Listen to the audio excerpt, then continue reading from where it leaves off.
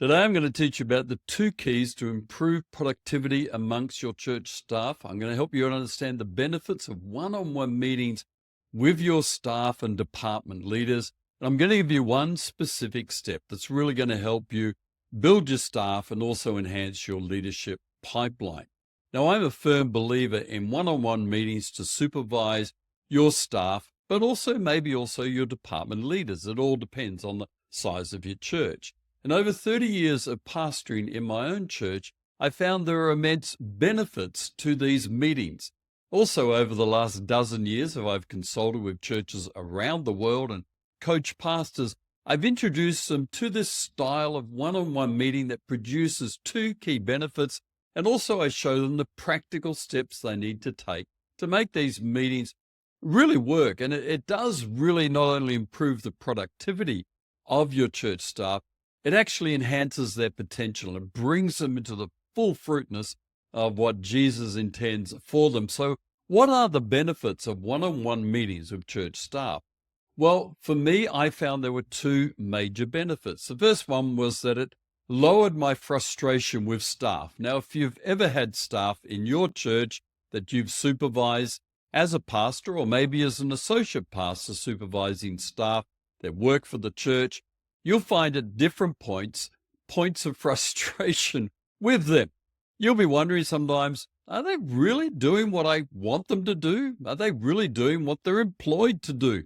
Are they achieving everything that we set out to kind of achieve when they came onto the staff? So these one-on-one meetings will lower that frustration. Trust me, this will work.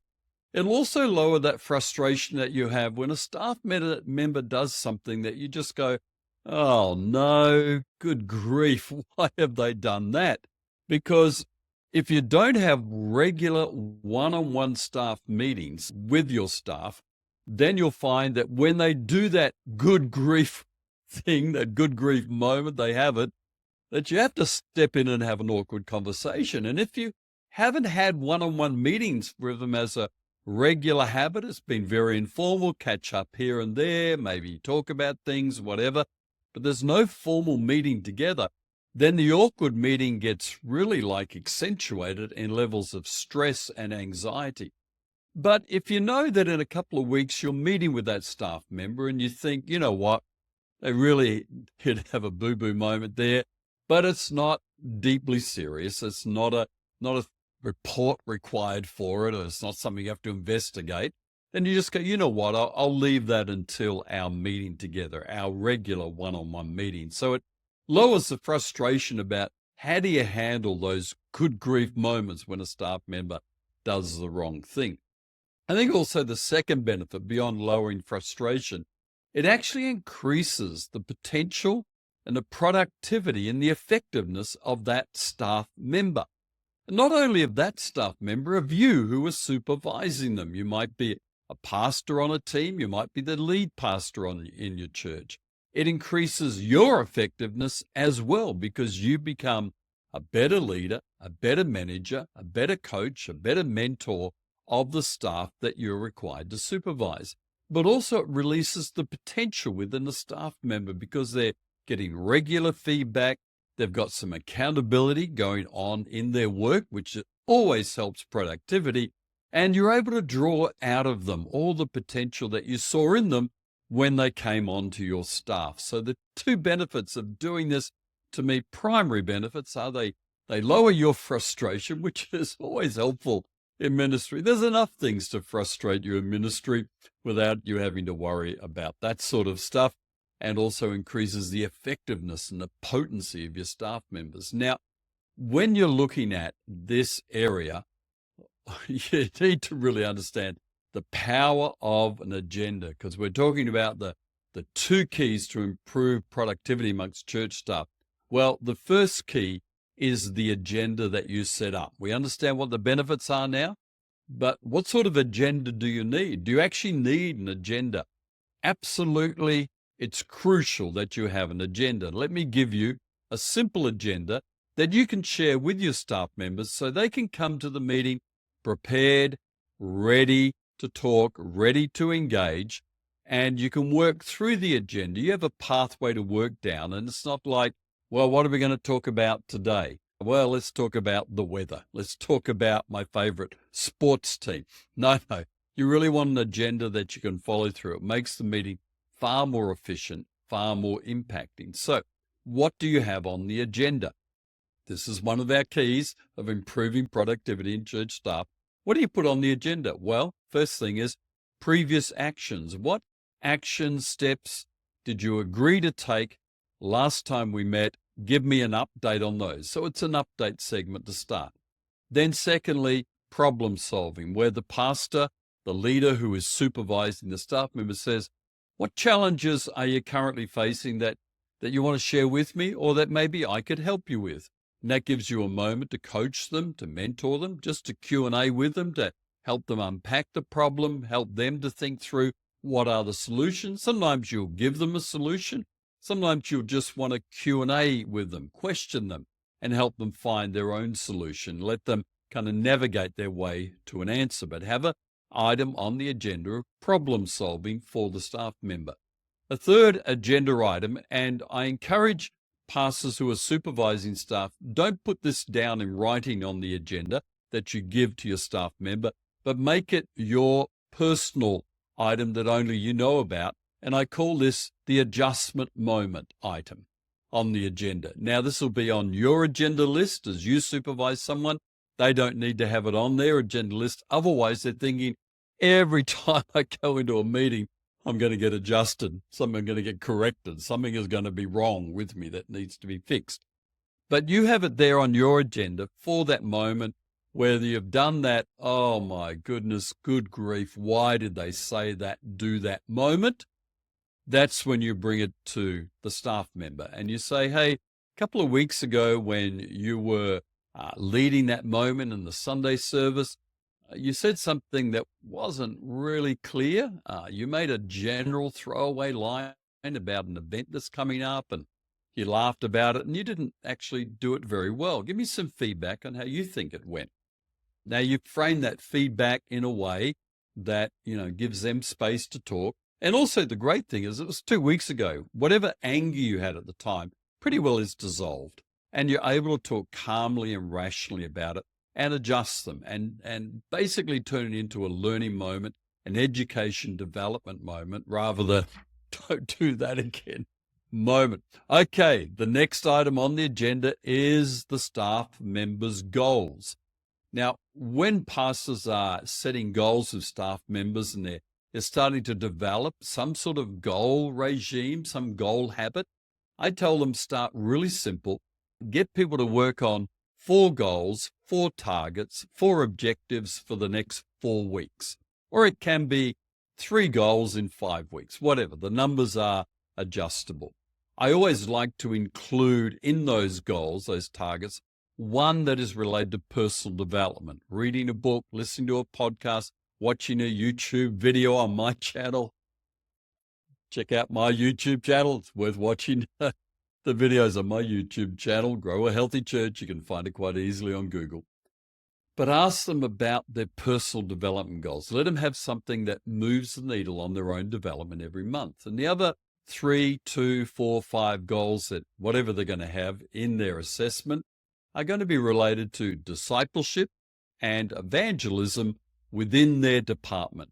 It might be about baptisms, it might be about people coming to Christ, it might be about people getting into the scriptures, it might be about outreach moments, whatever. But make sure the goals are measurable. They're not too qualitative, like a youth pastor could say on staff, I just want the youth group to be more loving. Well, that's a nice qualitative goal, but where's the quantitative element of it? Well, we're going to increase love in our youth group by setting up 5 new small groups on our Friday night meetings so people can build relationships and care for one another, pray for one another. So the quantitative element is really important in those goals. Okay. Then the last agenda item is, what are the agreed actions the staff member is undertaking over the next little while? What are the agreed actions that they're going to do? What are they going to undertake? What are they going to take care of over the next little while? What are they going to work on? And of course, those agreed actions become the first talking point of your next meeting. Now remember to describe. Now remember to just. Now remember to. Now please subscribe to the channel. If you're really liking this video, smash that like button. Leave me a comment. Leave me some feedback on how often you run these meetings, what you found the benefits of these meetings with your staff, and make sure you hit that subscribe button. If you're listening to the podcast right now and enjoying it immensely, hey, please follow me. Please subscribe to the podcast. Leave me some feedback on socials about what you're learning about supervising staff from this podcast. Now, that's the first benefit of one-on-one meetings to supervise staff to improve their productivity and bring out all the potential that you saw in them when they came on staff.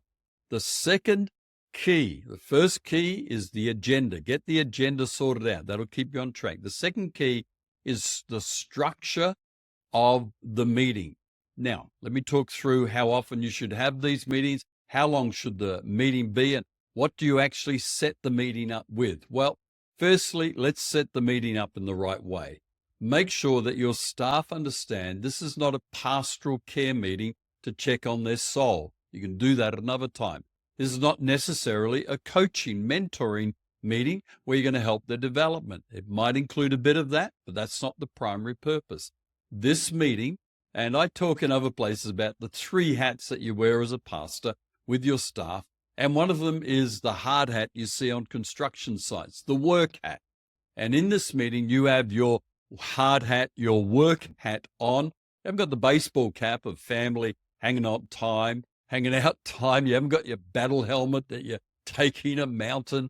You've actually got your hard hat of work. This is a supervision meeting designed to assess and improve productivity and enhance the potential, bring out all that potential in your staff members. So set the framework for this meeting. If you're only just starting these meetings, set the framework and say, this is a meeting about your work, about your productivity.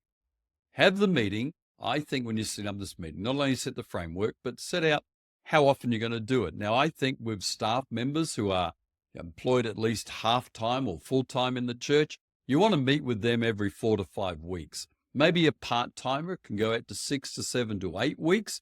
You work out the schedule, but at the most, you should have no more than 2 months between these meetings. They need to be regular enough that there's a flow to them. How long should the meeting be? I think about 45 minutes should do it. You don't need a longer time.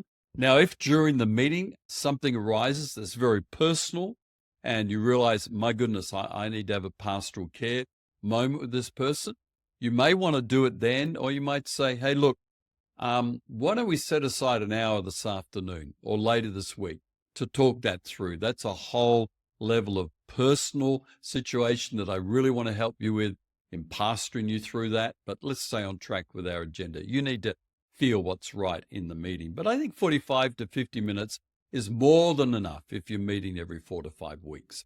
In the meeting, work through the agenda. Stay to the agenda. It helps to have your agenda on an iPad or a phone or on paper in front of you, and same with your staff member. Don't let them come into the meeting with nothing. They've got to have the agenda in front of them. They're prepared. They've got an update ready on their previous actions. They've got their problem solving they want help with. They've got their goals update. Yeah, just make sure you've all got the agenda. Now that's setting up the meeting. That's the second key. So there's the 2 keys to improve productivity with your church staff.